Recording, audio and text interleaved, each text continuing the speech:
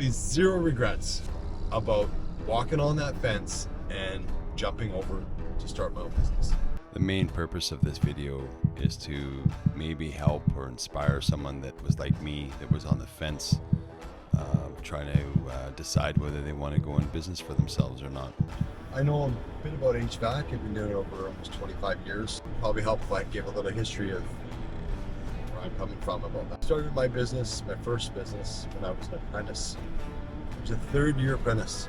I worked for a company, and I was fortunate enough that they gave everything to apprentices. Looking back at that now, I think the reason they gave everything to us is we were cheaper labor. Meaning, if you could change the compressor, they gave it to you. If you could change the evaporator coil, they gave it to you.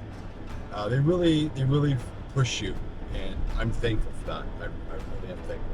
It made me more confident. I think that'd be the word, confident, for business for myself. Anyway, so I decided one day, that's it. I'm gonna go business for myself. I can do this better. All the yada bullshit that I thought I knew. Yeah, quit my job, get a card, and let's back this up. I don't really recommend that you follow everything I say here on this video. However, there are some things you could take from it. You need to make money to be in business. I know that's fucking, like, oh, no kidding, Brad. But seriously, we end up getting in a trap where you'll take anything when you start. You'll do plumbing, you'll do HVAC, you'll do electrical, you do all this shit that because you need to pay your bills, you need to feed your family, or whatever the story is. And you lose sight of actually how much it costs to own a business, whether it's accounting, whether it's your WCB or insurance costs. And if you know how much it costs to run your business per hour, and you know how much profit you want to make, it's quite easy to figure out how much money you need to stay in business. It's expensive. I wasn't getting some jobs because I was not a ticketed, certified HVAC mechanic. We didn't have a red seal. Here in Canada, we have what's called a red seal. I didn't have that. I only had third year. And by now I'm already in 5 years in the trade, way behind in school. It's like, okay, listen, Brad, I gotta do something. What I did was I hired a guy, journeyman to be exact, and I worked with him on a regular basis, pretty much almost every day. I paid myself the bare minimum, and I worked with him to learn, to catch up, because I know that I had created some bad habits, some shortcuts, because I wasn't getting any schooling and I wasn't training or getting any training, and because that was just me. That was a really good experience for me. And while I had him working with me, I went to finish my last 2 years of trade school. Went back to back. I answered the phone during lunch hours, worked after school. Big shout out to my teacher Dave at the trade school. He was pretty flexible and let me get away with some things that maybe weren't exactly conventional at the time. All that stuff. Built that business up. I think it was quite well. It sustained 2 people, but I didn't pay my tax. Yeah, I know. It's stupid, but I didn't. So I didn't understand that aspect. You're making, thousands, couple $1,000s a day, sometimes cash. It's crazy. And you quickly lose sight of, like, hey, 30% of this is mine, or sometimes even 40% is. But one thing I always did was I always paid my suppliers before I did anything, because they were my bread and butter. Without them, I couldn't buy parts, as you know. I couldn't do any of that. So that was my number one thing. They got paid, then I got paid. And I've always, even to this day, I live by that. Fast forward a little bit here, I get burnt out because I didn't really understand that working 90 to 120 hours a pay period was not feasible, obviously, and I got burnt out, and I was like, done. Got audited by the government, paid them off. So I sold that company, and I worked for a company, started back on my own. I had a no competition clause with the company I was working for. We ended up signing a contract. I worked with them until my contract was up. The day actually it was up was the day I quit. But this time, I did it way different. I made sure that every dollar I had, I put to the side to pay my taxes. I made sure that I structured my company where I was working normal hours, within reason. Meaning, if you want me after 5, it's overtime. Not like before, where it's 5:30, 7 o'clock, whatever. Sure, I need to work because I've got no money in my bank account, I'll fix your walk-in freezer. I didn't do that anymore. If you're on the fence about running a business, This is the best advice I can give you.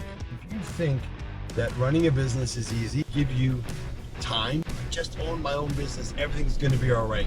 You're wrong. I will say that if you own your own business, you trade all that for freedom. I understand people are going to say, or maybe write a comment. Tell me your thoughts. I'd love to hear it. But I'm sure there's people going to say, oh, well, you know, the clients dictate your time. And I disagree with you, because you choose when you want to work. Something's come up and I said, no, I'm sorry, I don't have the time. I'm booked that day. Now, doesn't mean I'm booked doing HVAC. I could be booked going for a lunch date with my wife, but I'm booked.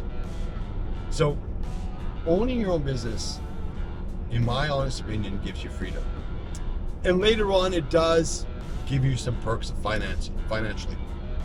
You can have vehicles, you can write things off. Obviously you can make more money than you work for the man, right? That's why you're considering that maybe I should get a business for myself, because I'm making X amount, and that's true. One thing I can say about having a job is it controls every aspect of your life. I am well aware of how valuable our employees are. They are the glue that keeps this company together. I may steer this company, but without them, we would sink. Because I did it. Owning a job or having a job tells you when you can take your holidays, because they're only going to give you 2, 3, or 4 weeks of whatever you got. What kind of house you live in, because that's all they're going to pay you. What kind of car or toys you have, because that's all they're going to pay you. So without causing a bunch of backlash, I just wanted to point something out, that if your car and your house and your RV and your vacation home all cost exactly the same thing, some of you might, I'm just saying might, get something different than you have. The magic sauce to running a business is, can you help them, and when and how much? When that client calls, I make them the most important person to me right then, right now. That's it. Because of that, you get a good reputation, you get referrals, you get, when they sell their house, they phone you and say, hey, I moved, you installed AC or furnace in my last house, and I really want it again. I can't live without it. If you like what you hear, subscribe. I definitely do document what we kind of do and things like that. And if you don't like it, let me know. I'd love to hear. Tell me what your thoughts are. I'd love to hear your business, how you're running your business. Absolutely, because I think that we can all learn from somebody. I'm certainly not perfect, and I certainly have made a ton of fucking mistakes, a ton. And I probably will still make them. They are getting less though. They are getting less, and that's probably due with the age. So my thoughts, if you want to run a business and you want to get into business, any business. Audiobooks is what I recommend, especially when you have all that window time.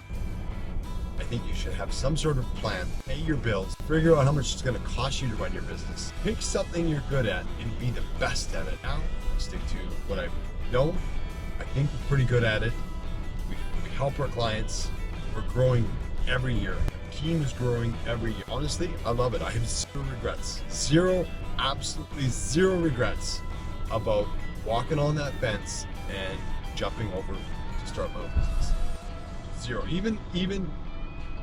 Even all the times I fucked up, because they were all learning experience. Thanks for watching. Let me know what your thoughts at the bottom.